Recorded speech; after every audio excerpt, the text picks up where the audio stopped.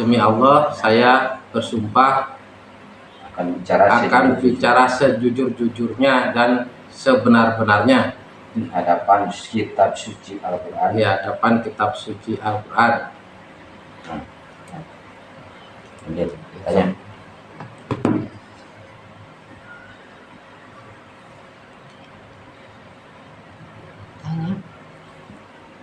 Mas Jamingin, coba ceritakan dari awal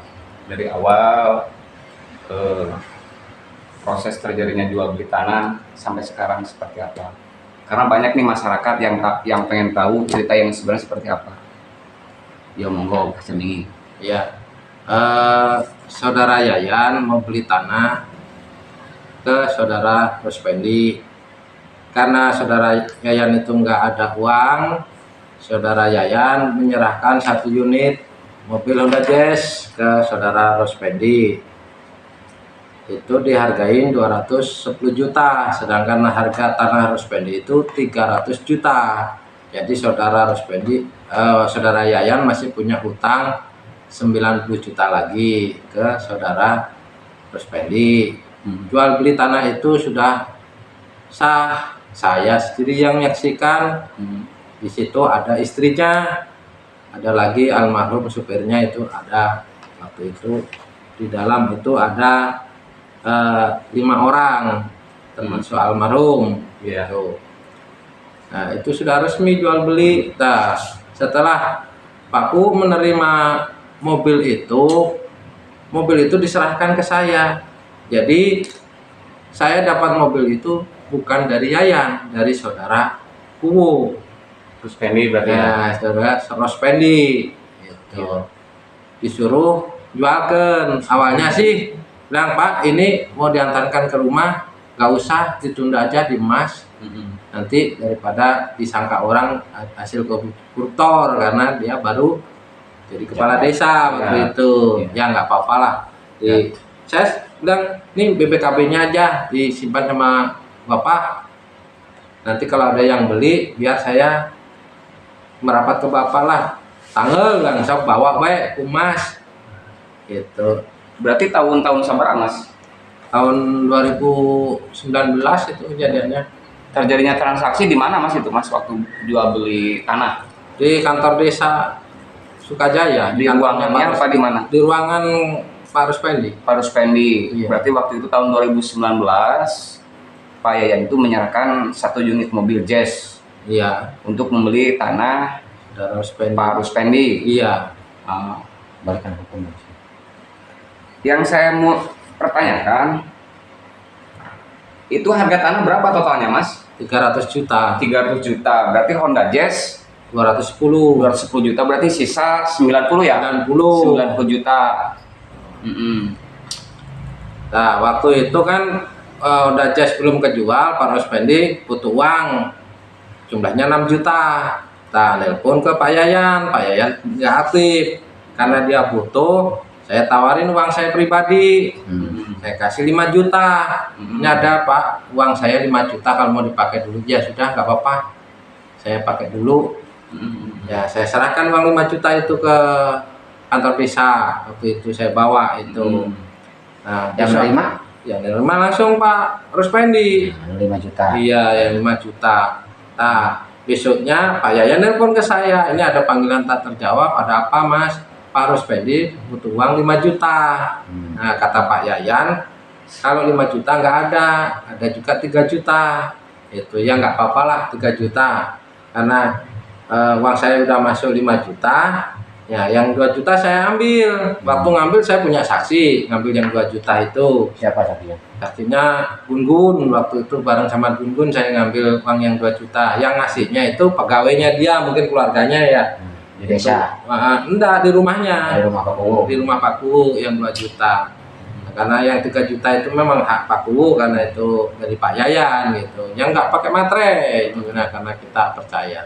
Karena Kuwu sendiri ya? Iya, langsung ke Pak Kuwu sendiri. Jadi sebagai masyarakatnya berarti? Masyarakat. Sebagai masyarakatnya Pak Kuwu? Iya. Berarti daerah Sukajaya sama? Iya.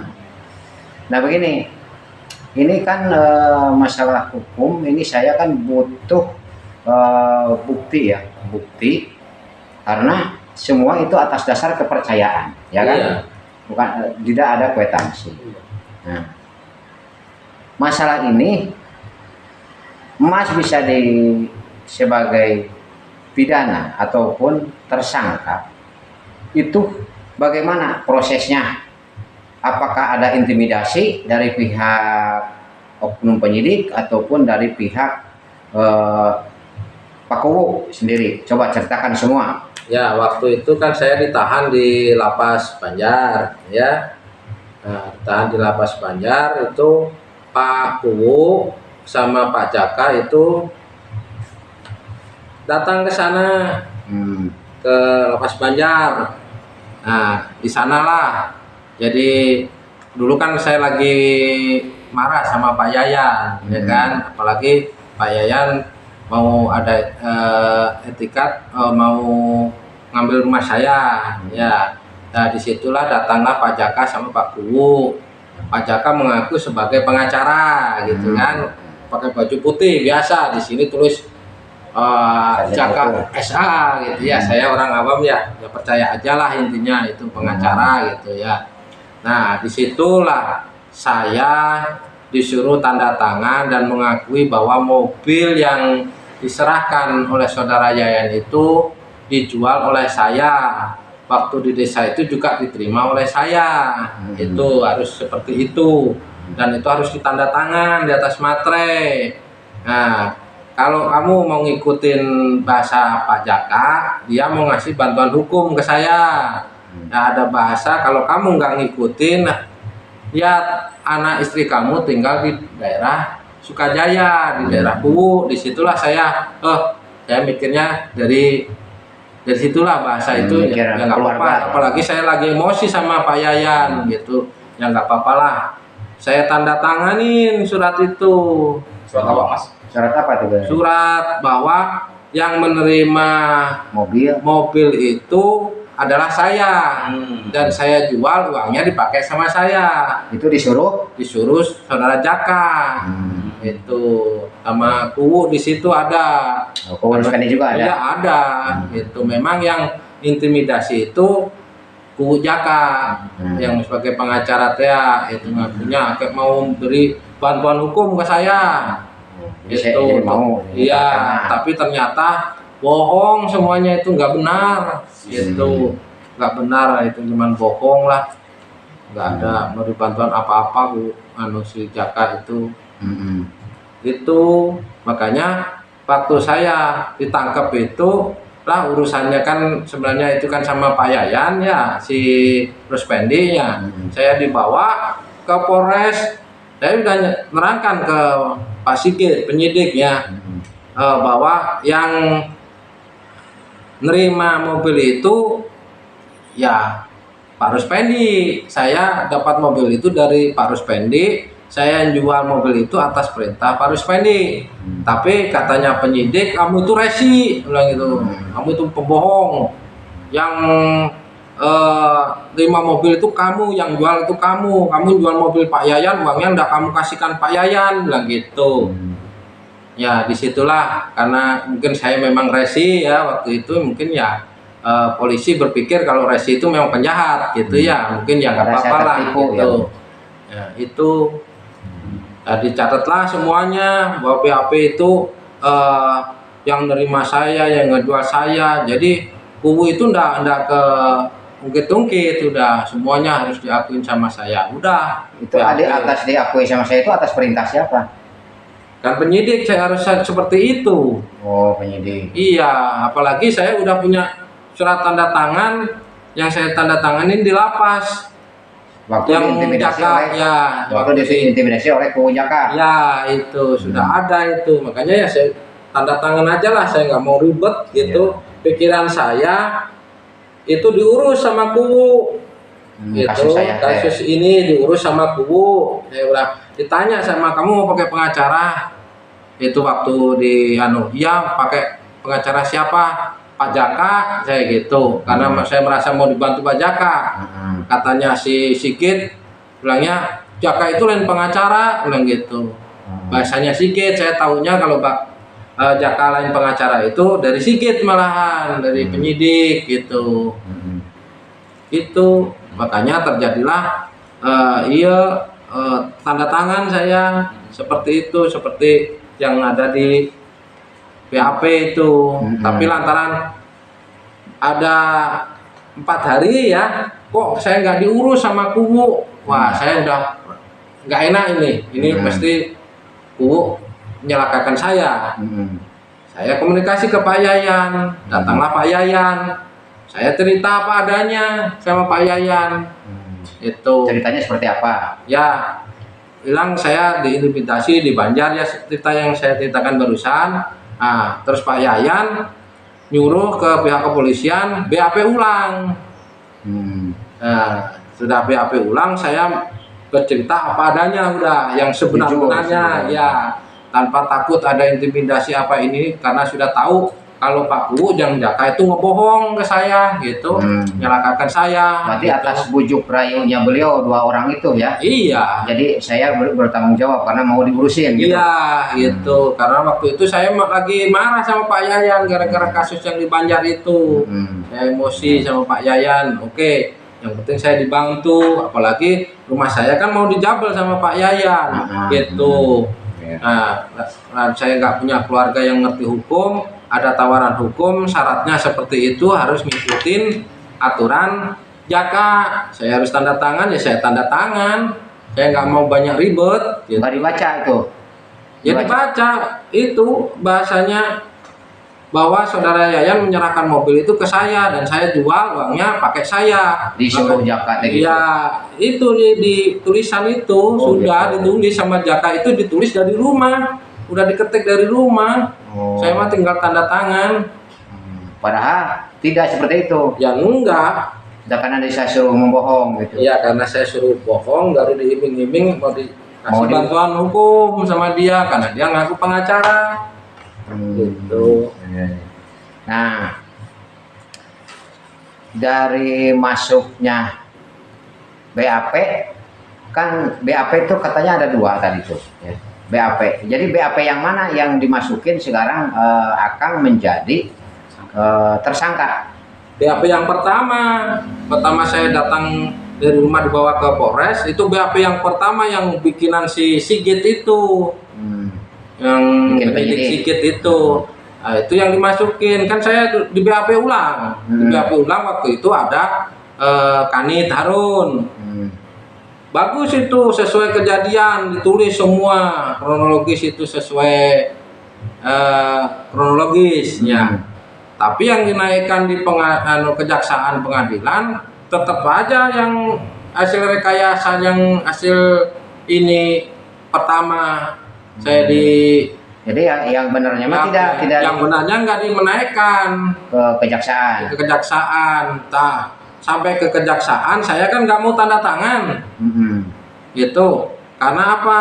Karena di situ disebutkan saya menjual mobil saudara Yayan dan uangnya saya pakai ya. Saya tidak serahkan saudara Yayan. Saya nggak mau ke jaksa, marah jaksanya sama saya. Maunya kayak apa? Saya menjual mobil saudara Rospendi, karena yang nyuruh jual mobil itu saudara Rospendi itu, bukan saudara Yayan. Yayan nggak pernah nyuruh saya ngejual mobil, juga nggak pernah menyerahkan mobil itu ke saya. Nah, terus waktu itu jaksanya marah, kamu tak panggilkan korban ya? Bilang, ya silahkan aja. Yayan dipanggil masuk. Nah, sudah dipanggil masuk, marah. Itu tengkar sama Pak Yayan, karena Pak Yayan memberi penjelasan sesuai kronologis bahwa Pak Yayan tidak pernah menyerahkan mobil itu ke saya, yaitu menyerahkannya ke Rospendi, dan juga nggak pernah nyuruh jual ke saya gitu. Kok jadi nggak sinkron, jadi sinkronnya sama saya. Jadi sama hasil BAP itu nggak sama. Jadi bahasa Pak Yayan itu sama-sama seperti saya, sesuai. Jadi BAP-nya 2 kali ya, ada BAP yang sebenarnya dan BAP rekayasa gitu. Ya, yang pertama itu nggak benar itu, karena atas desakan dari pihak dari Pak Kuwu sama Pak Jaka waktu saya di lapas, baru diperkuat lagi waktu saya di Polresnya itu Polres Pangandaran gitu. Nah, ini kan pembuktian harus ada kwitansi atau perjanjian waktu itu menyerahkan mobil antara Yayan mungkin dengan Ruspendi ya waktu di desa. Kenapa tidak pakai kwitansi? Dasarnya apa? Ya. Apakah di dalam pembentukan mau bikin perumahan itu sudah dibikin perizinan apa-apa, gimana itu prosesnya? Ya kalau itu enggak bikin kwitansi ya karena Pak Yayan itu percaya. Sama saya juga menyerahkan uang itu juga karena percaya itu, karena dasar kepercayaan itu. Sedangkan perizinan semuanya itu sudah selesai, baru ada ditandatangani oleh sosialisasi ya itu perkumpulan itu manggil camat, manggil kapolsek, manggil dan ramilnya itu di kantor desa di desa Sukajaya sudah diizinan sama semua instansi terkait. Ya utama kan Pak Kepala Desa. Itu semuanya ada di situ, masyarakat itu juga diundang gitu. Saya sendiri itu semua dikasih amplop ya, senek ya, saksi anu tetangga-tetangga yang bikin perumahan itu sudah saya kasih amplop satu-satu. Sudah banyak habisnya Pak Yayan itu. Pada akhirnya udah selesai perizinan, pada akhirnya tidak terjadi jual beli, batal. Ya batal. Berarti mobil harus dikembalikan ke Yayan, mungkin yang tuntutannya ke Pak Kubu begitu. Iya. Sekarang jadi menyalahkan saksi begitu. Saya yang dibikin korban malah jadi saksi yang di ini kan. Sedangkan Pak Yayan nggak pernah melaporkan saya, itu bahasa Pak Yayan. Tapi di kepolisian bisa saya terlapor kan itu ya yang tahu lah kepolisian lah gitu. Cuma yang tahu kepolisian. Gimana mau ini itunya saya yang ini aja bisa. Jadi pada intinya atas dasar ada intimidasi dari pihak penyidik, ada intimidasi dari pihak Pak Kuwu Jaka dan Pak Kuwu Respendi. Iya. Dengan seolah-olah Akang harus bisa semua mobil dijual, uangnya kemana dipakai oleh saya, itu atas dasar desakan intimidasi oleh Kuwu. Iya. Karena Kuwu Jaka karena permasalahan ini seolah-olah abang kan dari mana gitu kan, itu anak istri kan di sana kan begitu. Iya.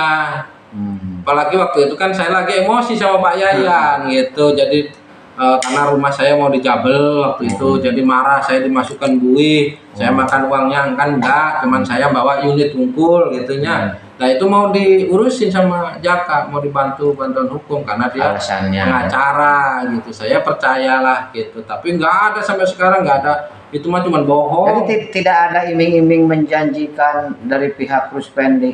Udah aja Pak Jamingin aku semua mobilnya, uangnya dimakan sama Jamingin. Pernah ngomong nggak Kuwunya seperti itu ke Ruspendi? Ya kan itu kan datang waktu di lapas kan seperti itu, harus seperti itu ngomongnya. Jakanya iya. Pak Jaka bukan Ruspendi tapi. Pak Jaka, Ruspendi mah diam aja di belakang. Terus Jaka yang ngomong terus itu. Cuman Pak Jaka ke situ ya berarti atas perintah Ruspendi, diajak di Ruspendi. Ya, berarti udah ada perencanaan ya. Udah, itu sebelum dia datang ke situ lewat telepon aja saya disuruh ngomong seperti itu. Mungkin direkam atau gimana kan. Saya ngomong aja itu. Karena seperti itu dari belum datang ke Mang Jamingin berani banget sampai di penjara gitunya hampir 2,5 tahun harus menanggung jawab pada Bang Jamingin seolah-olah tidak makan, kepada Bang Jamingin tidak makan uangnya, cuma disuruh. Apa alasannya kok bisa gitu? Karena anak istri saya, keselamatan anak istri saya yang utama. Baru dia juga janjikan saya mau dikasih bantuan hukum melawan Pak Yayan karena rumah saya mau disita sama Pak Yayan. Itu. Jadi membela keluarga ya? Iya, membela keluarga. Saya jadi korban sendiri. Iya. Berbohong demi keluarga. Iya. Itu ya. Nah inilah diperlukan yang namanya hukum keadilan seperti ini ya. Saya kepada penyidik ataupun kepada hakim harus meninjau ulang ya. Karena permasalahan ini kasihan lah karena bujuk rayunya gitu kan. dengan etikatnya yang tidak baik itu sudah jelas bujuk rayunya. Jadi mengkelabui Mang Jamingin itu luar biasa ini. Sebagai jadi dikorbankan gitu. Mang Jamingin sendiri seolah jadi korban yang utama ini. Jadi pelaku yang utama seolah-olah. Di pengadilan itu ya, di waktu saya di sidang, saya suruh manggil saksi yang dapat meringankan. Lalu saya dibui, gimana saya bisa manggil? Saya kan udah ditahan, suruh ngambil saksi yang bisa meringankan. Terus waktu itu saksi itu dipanggil Pak Yayan, istrinya, sama Rospendi. Ya, 3 saksi itu sudah diperiksa di persidangan saya. Waktu sidang nih, waktu mau sidang kan mau sidang di sidang pertama. Akang pernah nggak ngomong dari pihak jaksa ataupun hakim mau pakai pengacara tidak? Gitu. Kan saya minta pengacara nggak dikasih. Oh, gitu. Berarti buat apa ya? Ada gunanya pos vakum di pengadilan. Sampai mohon saya ke ruang register, wah ini udah telat mas kan ini sudah apalah apalah gitu, pokoknya udah telat kan. Ya udah, saya nggak salah pak, tolonglah saya dikasih pengacara yang bisa bantu saya. Itu bisa ditanya. Udah sidang belum itu? Udah berjalan sidang. Udah berjalan sidang. Iya. Karena tapi tawaran tidak. Sih biasanya kan ada tawaran mau pakai pengacara, enggak kan gitu. Itu nggak ada ke saya. Minta juga nggak dikasih? Minta juga nggak dikasih, waktu itu katanya telat gitu. Bahasanya dengan telat. Gitu. Tapi sidang kan masih proses, baru 1 kali atau 2 kali waktu itu? Atau berapa kali itu. Udah berapa kali sidang, makanya dibilang telat gitu. Tapi minta dari awal? Minta dari awal. Iya. Nah inilah ya, rancu di dalam hukum. Inilah yang ketidakadilan hukum di sini. Jadi seolah-olah hukum ini tumpur ke atas, tajam ke bawah. Inilah hukum yang betul-betul harus dievaluasi ya teman-teman semua. Nah ini menurut pengakuan sebagai korban ya kejoliman dari pihak oknum-oknum penguasa, oknum-oknum hukum memang seperti ini. Nah, inilah yang harus dibenahi ya teman-teman. Berarti dengan paksaan, dengan iming-iming, dengan tipu muslihat, gitu kan? Dengan bujuk rayu yang sangat luar biasa, masyarakat yang terdolimi dan tidak awam buta hukum ini menjadi korban selama dipidana kurungan 2,5 tahun. Nah inilah momen ini yang harus kita bela oleh advokat-advokat yang punya hati nurani untuk menegakkan keadilan kebenaran. Jangan pembenaran saja, tapi kebenarannya harus ditegakkan. Nah inilah. Ya terima kasih Mang Jamingin. Semoga Jamingin dijolimi oleh orang-orang yang tidak bertanggung jawab. Semoga Allah bisa mengembalikan dengan hukum alam tabur tuai. Semoga disadarkan. Semoga dibukakan hatinya untuk membela orang yang lemah, butuh pelindungan hukum dari penegak hukum. Itulah Mang Jamingin ya. Terima kasih Mang Jamingin. Semoga Mang Jamingin sehat. Amin. Digenti di Allah Subhanahu wa taala dengan amal ibadah Mang Jamingin dan rezeki Mang Jamingin semoga diganti oleh Allah Subhanahu wa taala dengan kejoliman-kejoliman orang yang tidak bertanggung jawab. Mungkin begitu Mang Jamingin ya. Semua Mang Jamingin selamat naik.